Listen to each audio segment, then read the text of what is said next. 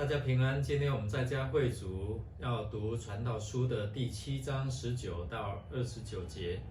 那2月5号的主题偏行己路，不分男女。我们先来看金句，在7章的29节，我所学到的只有一件：上帝造人原是很单纯的，但是他们把自己弄成这么复杂。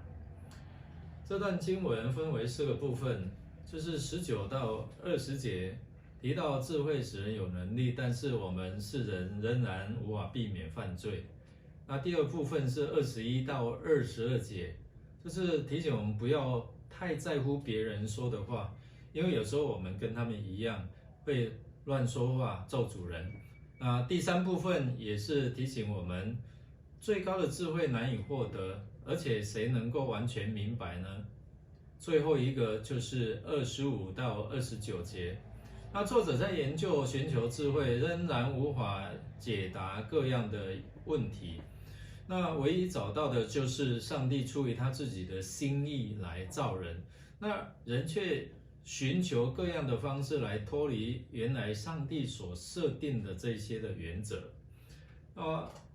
我们在作者这样的一个应用在生活当中，有智慧，但是没有一个人没有办法完全不犯罪。那我们容易看到别人的盲点，其实我们的盲点也依然存在着。那作者想用智慧来明白世上所有的事物，但是在这个过程当中却发现太深奥了，生命多么无常，没有办法完全的明白。人只有一心想寻求智慧跟万事的解答，反而容易落入这样的一个罪的网罗当中哦。那因为我们自己的罪性与这些罪恶的人事可能靠得比较近。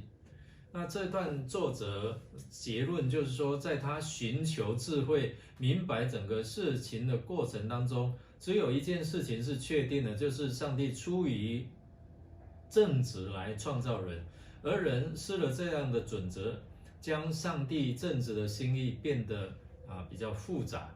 所以作者在努力寻找到这一些事物背后的上帝的计划，却只有找到人他背叛上帝的准则。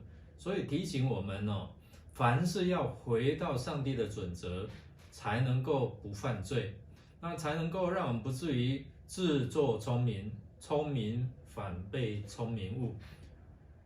但愿我们能够善用上帝赏赐给我们的智慧。我们来默想，就是说，为什么有智慧却无法避免犯罪呢？你有看过有智慧但没有犯过罪的人吗？